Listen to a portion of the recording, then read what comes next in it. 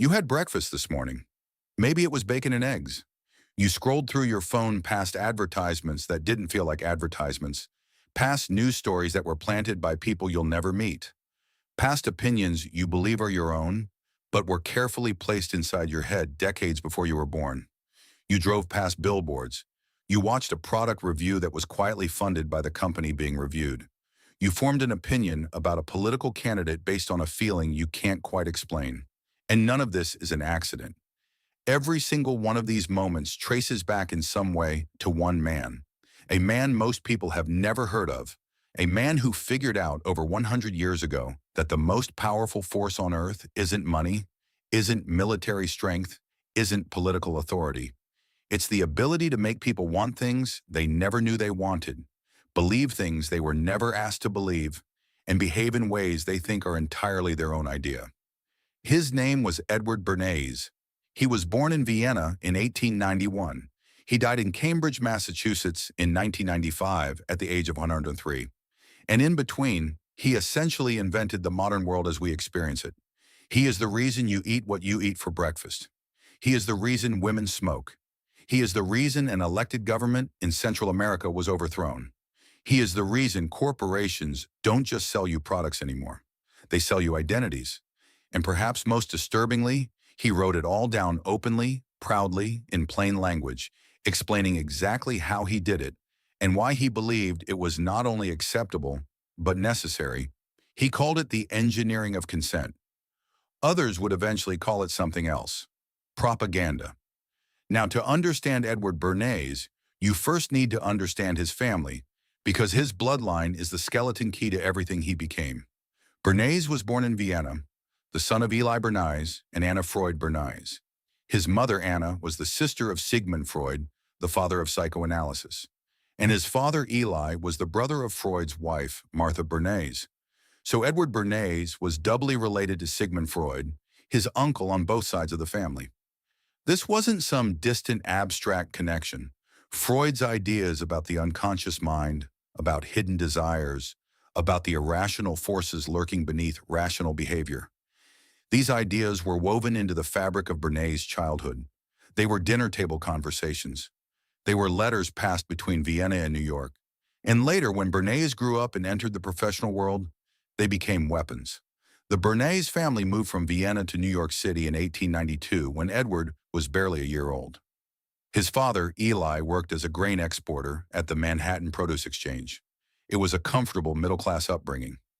Young Edward attended DeWitt Clinton High School and then went on to Cornell University, where in 1912 he graduated with a degree in agriculture. Agriculture, not psychology, not political science, not marketing, agriculture. He had no interest in farming, though. What fascinated him, even in those early years, was the question of influence. How do you get people to do things? How do you shape what they think, what they feel, what they buy? After graduating from Cornell, Bernays bounced around a few different jobs. He wrote briefly for a journal called The National Nurseryman. He worked at the Produce Exchange alongside his father. He went to Paris for a stint reading grain cables for Louis Dreyfus and Company, but none of it stuck. Then in late 1912, he returned to New York and stumbled into something that would change his life. He became co-editor of two small publications, the Medical Review of Reviews and the Dietetic and Hygienic Gazette. And it was through these obscure medical journals that Bernays got his first real taste of the power of framing. One of his earliest projects involved a controversial French play called Damaged Goods, written by Eugène Brieux. The play dealt with syphilis, a subject that was essentially taboo in polite society. No respectable theater in New York would touch it. But Bernays saw an opening. Instead of promoting the play as entertainment, he reframed it as a public health campaign. He organized a sponsorship committee made up of doctors, clergymen, and prominent citizens.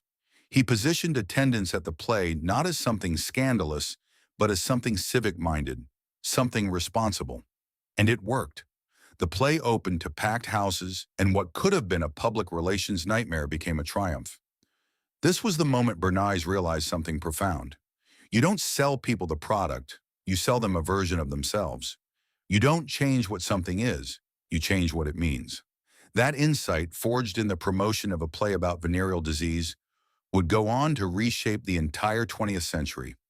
After this initial success, Bernays moved into theatrical publicity, representing high-profile clients including the legendary Italian tenor Enrico Caruso and the avant-garde ballets russes. He was good at it, but everything was about to change because the world was about to go to war.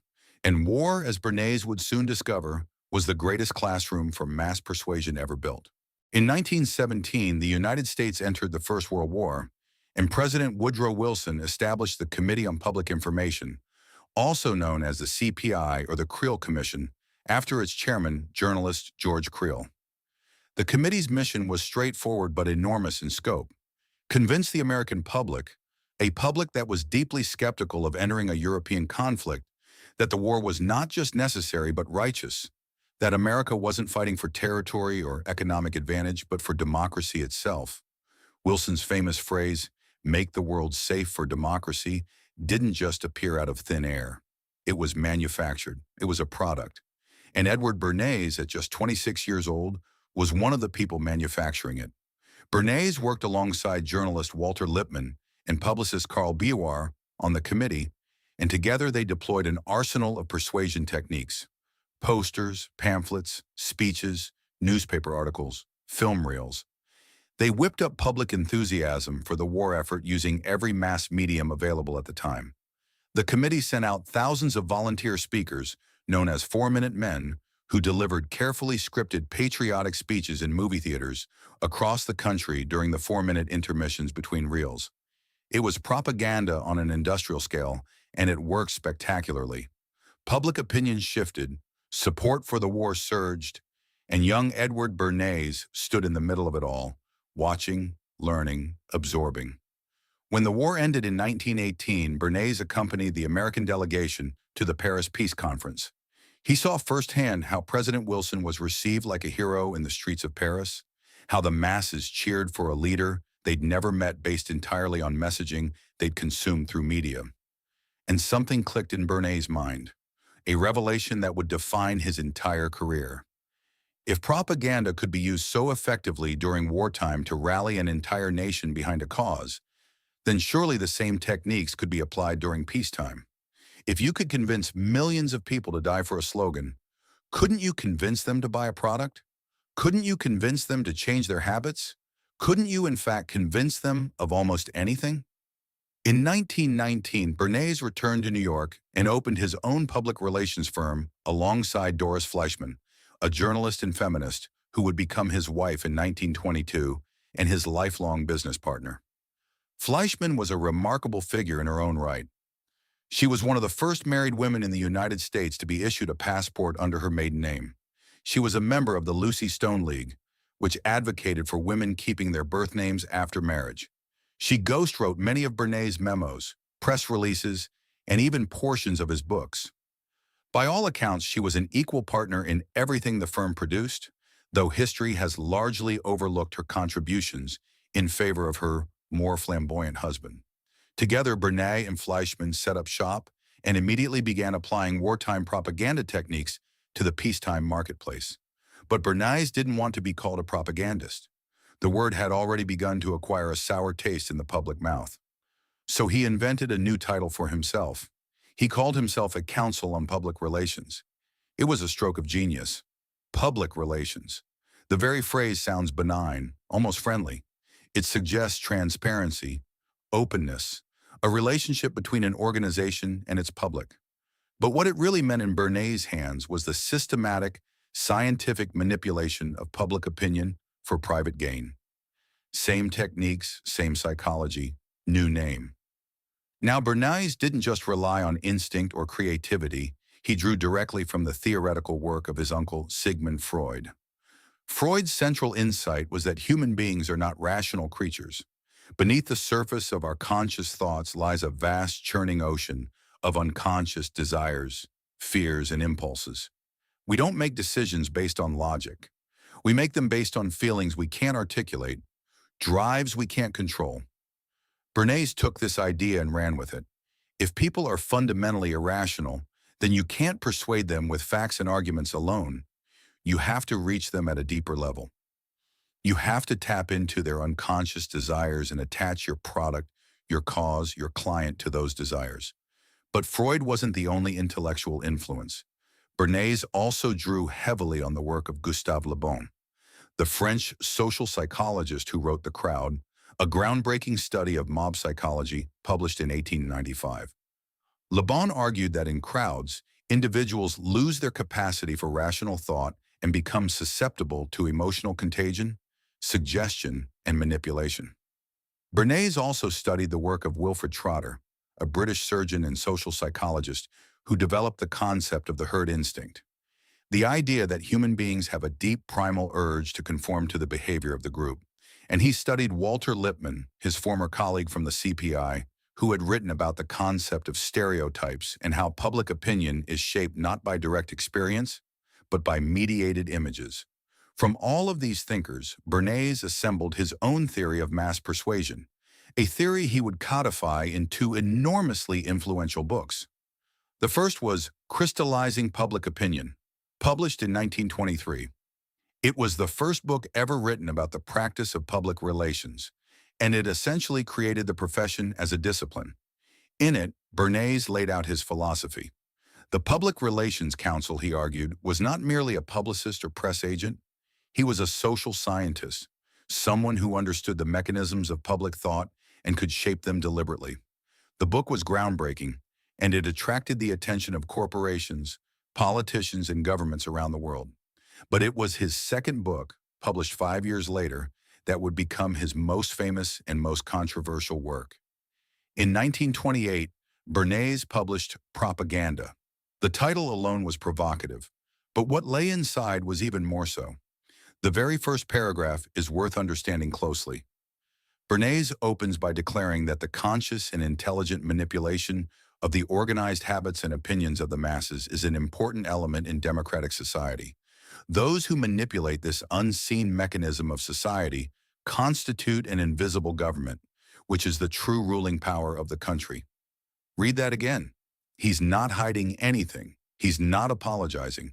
He's saying plainly and proudly that democracy requires manipulation, that the masses are too irrational and too easily swayed by emotion to govern themselves, that an elite class of opinion makers, people like him, must quietly guide public thought from behind the scenes. He called this invisible government. Others might call it something far less flattering. Throughout Propaganda, Bernays argues that every aspect of public life, from politics to business to culture to education, is shaped by unseen forces. He describes how leaders, both political and commercial, must understand the psychology of the masses in order to lead them effectively. He doesn't see this as sinister. He sees it as necessary. In his worldview, the alternative to manage public opinion is chaos. Without the guiding hand of the public relations expert, the mob would run wild, driven by irrational passions and base instincts. The engineering of consent, as he would later call it, was not a corruption of democracy. It was, in his mind, the very foundation of it. Now let's talk about what Bernays actually did with all this theory, because the campaigns he ran weren't abstract exercises. They were real, they were brilliant, and in many cases, they were devastating. One of his earliest and most celebrated commercial campaigns was for the Beechnut Packing Company, one of America's largest producers of bacon. By the 1920s, the American breakfast had changed. Industrialization meant fewer people were doing hard manual labor, and the enormous calorie-heavy breakfast of the 19th century, full of eggs, bacon, sausage, donuts, pie, and coffee, had given way to lighter fare. Most Americans were eating little more than toast, orange juice, and coffee in the morning. Beechnut's bacon sales were suffering, and they came to Bernays for help. Now, a lesser publicist might have simply run advertisements saying, "Eat more bacon." But Bernays understood that people don't respond to direct commands. They respond to authority and to social proof. So instead of advertising bacon directly, he went to his company's in-house physician and asked a simple question: is a heavy breakfast more beneficial to the human body than a light one? The doctor, unsurprisingly, confirmed that yes, a heavier breakfast was better because the body loses energy overnight and needs replenishment. Bernays then asked this doctor to write to 5,000 physicians across the country, asking them the same question. The overwhelming consensus was the same. Doctors agree a heavy breakfast is healthier. Bernays then took these results to the newspapers. Headlines appeared across the country. Thousands of physicians recommend hearty breakfast for improved health. And of course, what constitutes a hearty breakfast? Bacon and eggs. Bernays never mentioned beechnut by name in any of these press releases. He didn't need to. He had created a public health narrative that naturally led consumers straight to his client's product.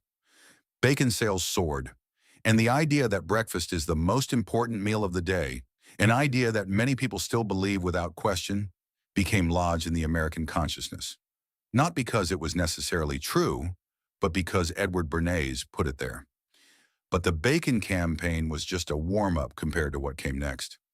By the late 1920s, Bernays was working for the American Tobacco Company, run by its aggressive president, George Washington Hill.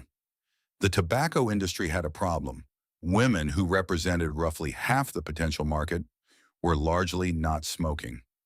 It wasn't that women didn't want to smoke. Many did in private, but a deep social taboo existed against women smoking in public. In some states, it had even been illegal. In 1904, a woman named Jenny Lasher was sentenced to 30 days in jail for smoking in front of her children. In 1908, the New York City Board of Aldermen unanimously passed an ordinance banning women from smoking in public. The stigma was enormous. Smoking was considered unfeminine, immoral, something associated with prostitutes and showgirls. Hill came to Bernays with a blunt demand. How can we get women to smoke on the street? They're smoking indoors, but if they spend half the time outdoors and we can get them to smoke outdoors, we'll nearly double our female market. Bernays didn't respond with an advertising campaign. He responded with a cultural revolution. First, he consulted a psychoanalyst named Abraham Brill, one of Freud's former students and the first person to practice psychoanalysis in the United States. Bernays asked Brill a pointed question. What is the psychological basis for a woman's desire to smoke? Brill's response was telling. Cigarettes, he said, are equated with men. They become in the female mind symbols of male power and authority. For women to smoke openly would therefore represent an act of defiance, a challenge to masculine dominance.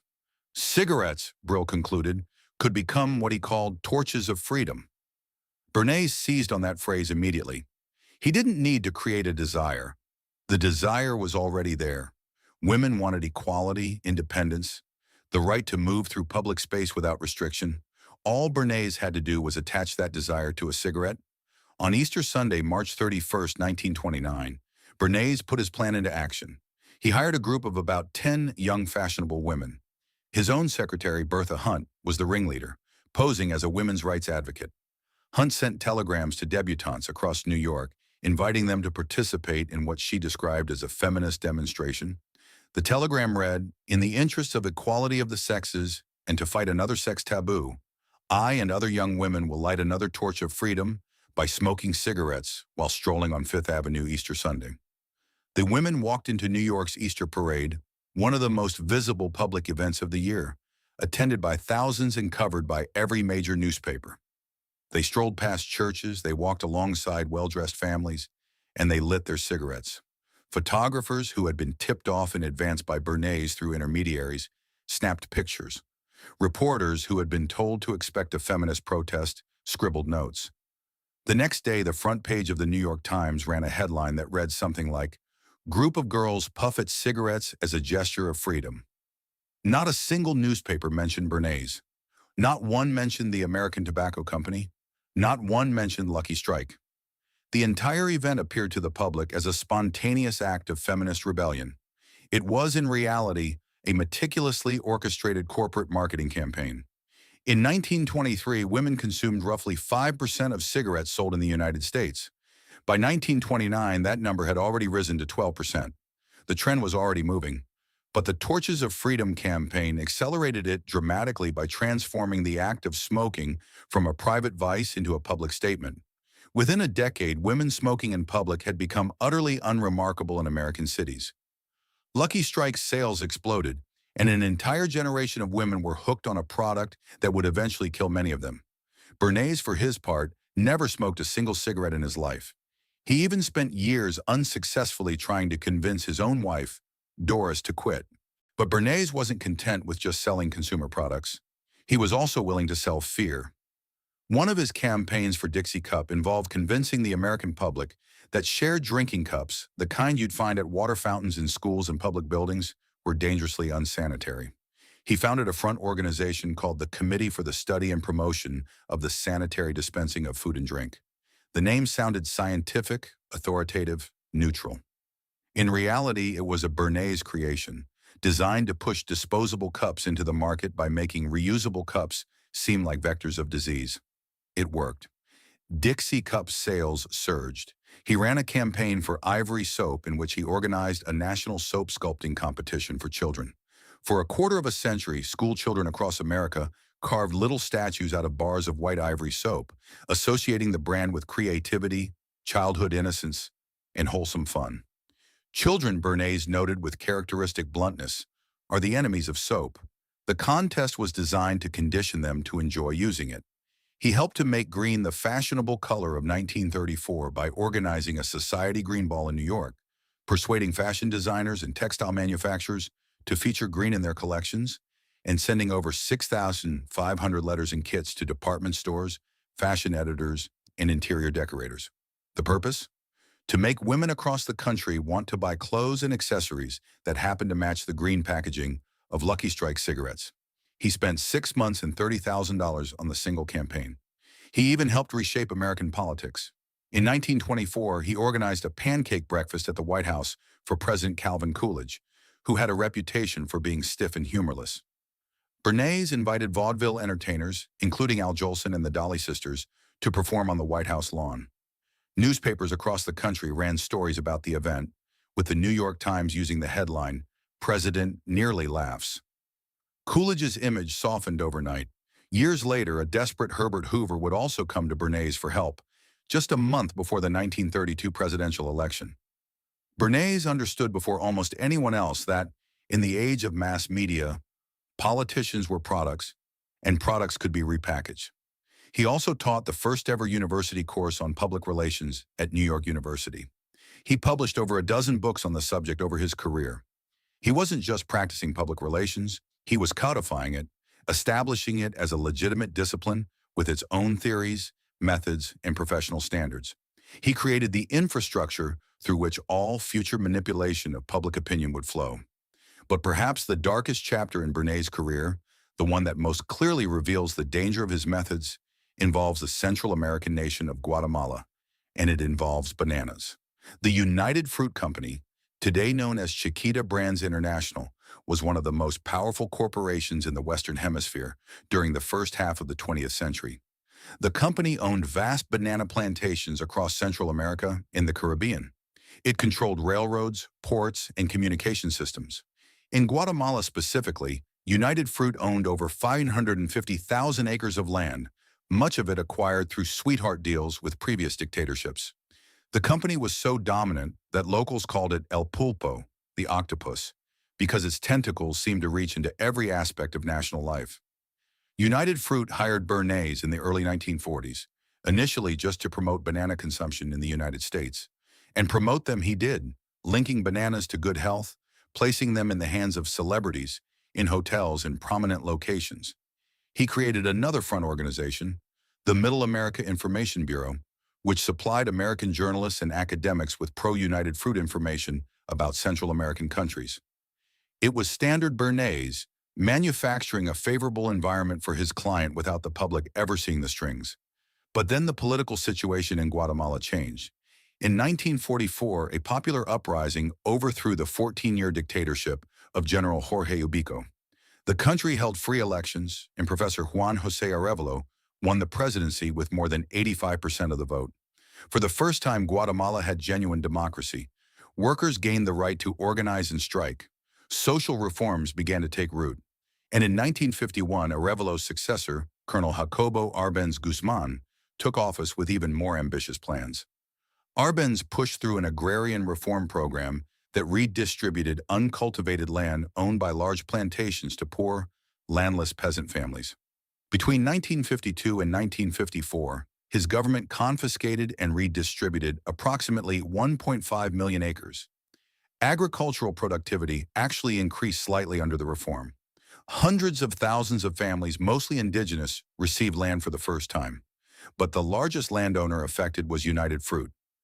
In 1952, the Guatemalan government seized about 40% of United Fruit's holdings and offered compensation based on the company's own declared tax value of the land. The company was furious. The compensation offered was a fraction of what United Fruit considered the land to be worth. More importantly, the very idea that a small Central American country could challenge the authority of a major American corporation was intolerable. United Fruit turned to Bernays, and Bernays turned to the most powerful weapon in his arsenal: fear. His strategy was devastatingly simple. He would brand Arbenz as a communist. He would convince the American public, the American press, and the American government that Guatemala was falling under Soviet influence, that a communist beachhead was forming just 1,000 miles south of the United States. He would create a narrative so compelling, so urgent, that it would justify any action the U.S. government decided to take. Bernays orchestrated a sophisticated propaganda campaign. He distributed favorable articles and anonymous reports on Guatemala to every member of Congress and to what he called opinion molders across the country. He published a weekly Guatemalan newsletter and sent it to 250 journalists, many of whom used it directly as source material for their own reporting. He formed close relationships with prominent journalists at the New York Times, including reporter Will Listner and columnist Walter Winchell. And in January of 1952, he organized the first of what would be 5 guided tours of Guatemala, in which cohorts of American journalists were flown to the country on United Fruit's dime, shown what the company wanted them to see, and sent home to write stories that reflected United Fruit's narrative. It worked. Newspaper after newspaper ran stories about the communist menace in Guatemala. Politicians, already operating in the atmosphere of intense McCarthyism that pervaded Washington in the early 1950s, needed little convincing. Secretary of State John Foster Dulles and his brother CIA Director Allen Dulles both had personal ties to United Fruit. Eisenhower's personal assistant was married to United Fruit's public relations director. The line between corporate interest and national security was not just blurred, it was erased. In June of 1954, the CIA launched Operation PB Success. A tiny military force fronted by exiled Colonel Carlos Castillo Armas invaded Guatemala with CIA backing. The operation relied far more on psychological warfare than actual military power. Anti-communist radio broadcasts flooded the country. Rumors of a massive invading army spread. The Guatemalan military, bribed and demoralized, refused to fight. On June 27, 1954, President Jacobo Arbenz resigned. In a final radio broadcast to the Guatemalan people, he said, "Guatemala is going through a hard trial. A cruel war against Guatemala has been unleashed. The United Fruit Company and U.S. monopolies, together with U.S. ruling circles, are responsible." Castillo Armas took power with full U.S. support. He immediately reversed the land reforms, returned United Fruit's holdings, established concentration camps for political prisoners, and plunged Guatemala into authoritarian rule that would last for decades. What followed was a brutal civil war that lasted 36 years and claimed the lives of an estimated 200,000 people, the vast majority of them indigenous Guatemalans. Bernays, the man whose propaganda had helped set all of this in motion, later wrote about the experience in his autobiography. And in a passage that almost defies belief, he described himself as a casualty of the situation. He had been let go by United Fruit after the coup. He wrote that United Fruit's public relations director sent him a note telling him he was so well off economically that he didn't need the company as a client. It's worth pausing here to absorb the full weight of what happened. A public relations consultant working for a fruit company used the techniques of mass psychological manipulation to help overthrow a democratically elected government, not through violence, not through military force, through words, through stories, through the careful, deliberate construction of a narrative that had almost no basis in reality. Arbenz was not a communist. His land reform was moderate by any standard, but Bernays had done what he always did. He had identified a deep, irrational fear in the American psyche, the fear of communism, and he had attached his client's commercial interests to that fear. He didn't need to make people think, he needed to make them feel. and once they felt, they would accept almost anything. Now, there's another dimension to Bernays' legacy that can't be ignored, and it involves one of history's most notorious regimes. In 1933, Bernays hosted a dinner at his home in New York. Among his guests was Karl von Wiegen, a foreign correspondent for the Hearst newspapers who had just returned from Germany. Von Wiegen told the dinner party about Joseph Goebbels, Hitler's newly appointed minister of propaganda, and about his plans to consolidate Nazi power. Goebbels, von Wiegen reported, had shown him his propaganda library, and among the most prominent titles on the shelf was Bernays' own book, Crystallizing Public Opinion. Goebbels was using it as a basis for his campaigns against the Jewish people of Germany. Bernays was Jewish. This news by his own account shocked him, but his response is telling. He wrote in his 1965 autobiography, "This shocked me, but I knew any human activity can be used for social purposes or misused for antisocial ones." That's it. That was his entire reflection. No reckoning with the implications of his work, no examination of whether tools of mass manipulation, once released into the world, could ever truly be controlled. Just a calm clinical observation that his methods were neutral instruments capable of being used for good or evil. And that, ultimately, is the most disturbing thing about Edward Bernays. Not any single campaign, not any single product he sold or government he helped topple. It's the philosophy underneath all of it, the belief that the masses are inherently irrational, that they need to be managed by an elite class of opinion engineers, and that the tools of manipulation are morally neutral, mere instruments to be judged only by the intentions of the person wielding them. It's a philosophy that sounds reasonable on the surface, but that in practice has been used to justify everything from selling cigarettes to children to overthrowing democracies. In 1955, Bernays published another book, The Engineering of Consent, doubling down on the same ideas he'd been promoting for 3 decades.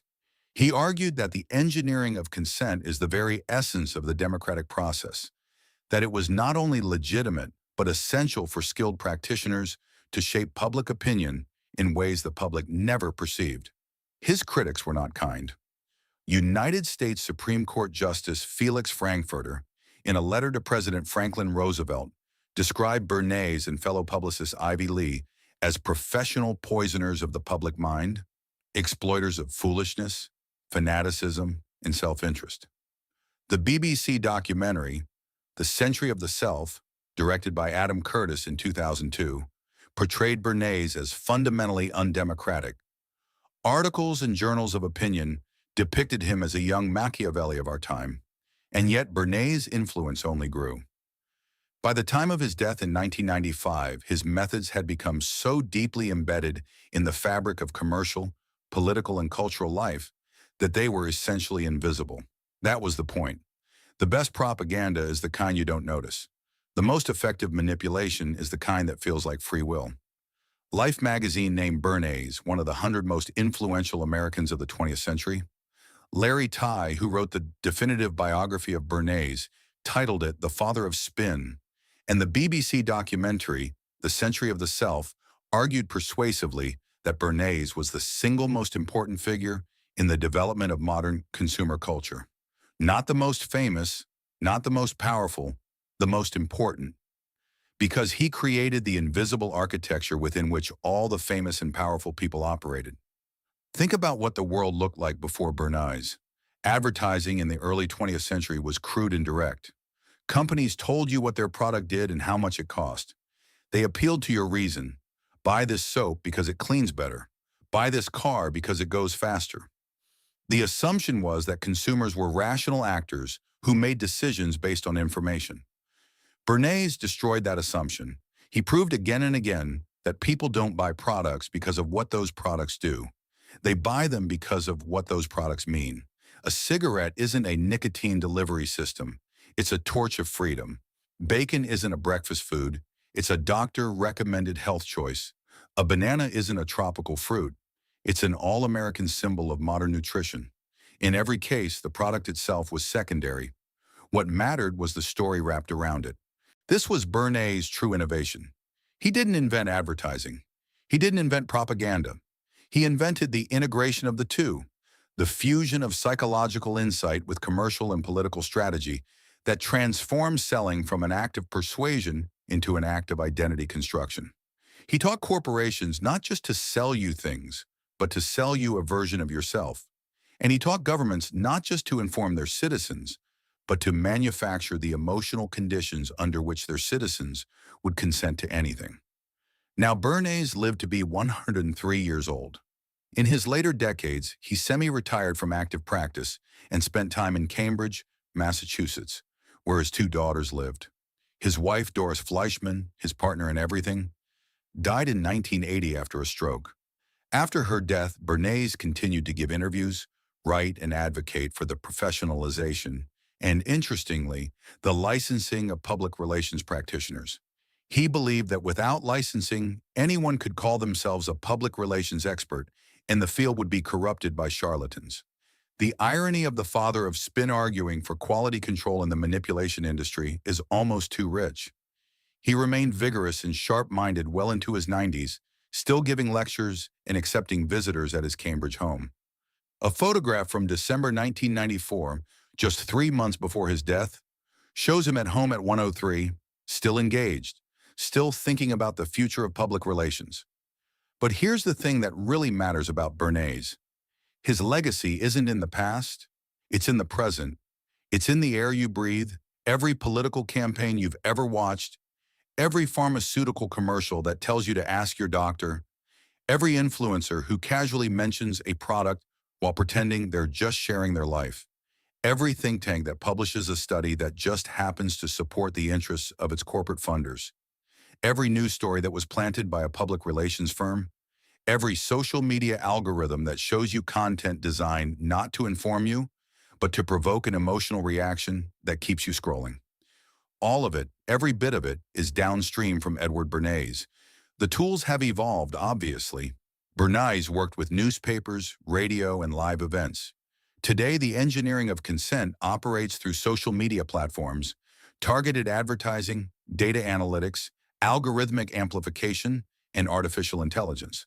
The scale is orders of magnitude larger. The precision is infinitely finer. But the underlying philosophy is exactly the same. People are irrational. Their desires can be mapped, measured, and manipulated. The masses cannot govern themselves. An invisible elite, whether they work in corporate boardrooms or Silicon Valley startups or government intelligence agencies, must guide public thought from behind the curtain. Bernays would recognize the modern world immediately. He would understand Instagram influencers. He would understand viral marketing. He would understand astroturfing, the practice of creating fake grassroots movements to simulate public demand for corporate or political objectives. He invented astroturfing. The Torches of Freedom campaign was one of history's first documented examples of it. He would understand native advertising, the embedding of commercial messages within editorial content so seamlessly that the audience can't tell the difference. He invented that too. He would understand the manufacture of expert consensus, the strategy of getting doctors, scientists, or academics to lend their authority to a commercial message. He perfected that technique with the Bacon campaign in the 1920s. What Bernays might not have anticipated is how thoroughly his methods would be democratized. In his day, the engineering of consent was an elite craft practiced by a small number of highly trained professionals on behalf of large corporations and governments. Today, anyone with a smartphone and a social media account can engage in public opinion manipulation. The tools that once required a Bernays to wield are now available to teenagers, terrorists, foreign intelligence agencies, and algorithm-driven bot networks. The invisible government he celebrated has become not just invisible, but diffuse, fragmented, and in many ways ungovernable. And this brings us to the central moral question of Bernays' legacy. Was he right? Is the engineering of consent a necessary feature of democracy as he claimed? Or is it a fundamental corruption of democracy, a mechanism by which the powerful maintain their control over the powerless by exploiting the very irrationality that Bernays insisted made self-governance impossible? The truth, as with most uncomfortable questions, probably lies somewhere in between. Bernays wasn't entirely wrong about human irrationality. The science of behavioral psychology and neuroscience has confirmed many of the insights he drew from Freud, Le Bon, and Trotter. People are, in fact, deeply susceptible to emotional manipulation, herd behavior, and unconscious bias. That's not a conspiracy theory. It's a scientific fact. But the conclusion Bernays drew from that fact, that an elite class should therefore manage public opinion for the public's own good, is where his philosophy becomes dangerous. Because the question it never answers is, who watches the engineers? Who decides what the public should want? Who determines whether a particular act of manipulation serves the public interest or merely the interest of the person paying the manipulator's fee? Bernays worked for tobacco companies, banana monopolies, authoritarian governments, and consumer product firms. He treated them all the same. He applied the same techniques with the same professional detachment, regardless of whether the outcome was a woman picking up a cigarette or a democracy being demolished. And that's the legacy, not a set of tools, though he gave us those too. The legacy is a worldview, the belief that the masses must be managed, that consent can be manufactured, that reality itself is a product to be designed and sold. Edward Bernays didn't just change what people buy, he changed what people are. He reduced citizens to consumers. He reduced public discourse to marketing. He reduced democracy to a brand. He died on March the 9th, 1995, at 103 years old in Cambridge, Massachusetts. His obituary in the New York Times called him the father of public relations, but that title is far too gentle. He was something much larger and much more unsettling than that. He was the architect of the invisible world we all live in, the one where every choice you make has been quietly shaped by forces you can't see, designed by people you've never met to serve interests you'll never fully understand. And the most chilling part? He told us exactly what he was doing. He wrote it down in plain language. He published it for anyone to read, and we read it and we forgot, and the machine he built just kept running. If this story changed the way you look at the invisible forces shaping your daily choices, please subscribe and like the channel. We are uncovering the hidden history and the psychological blueprints that they tried to keep in the shadows. Join us as we explore the systems of power. The next deep dive into the secrets of our world will be opening soon.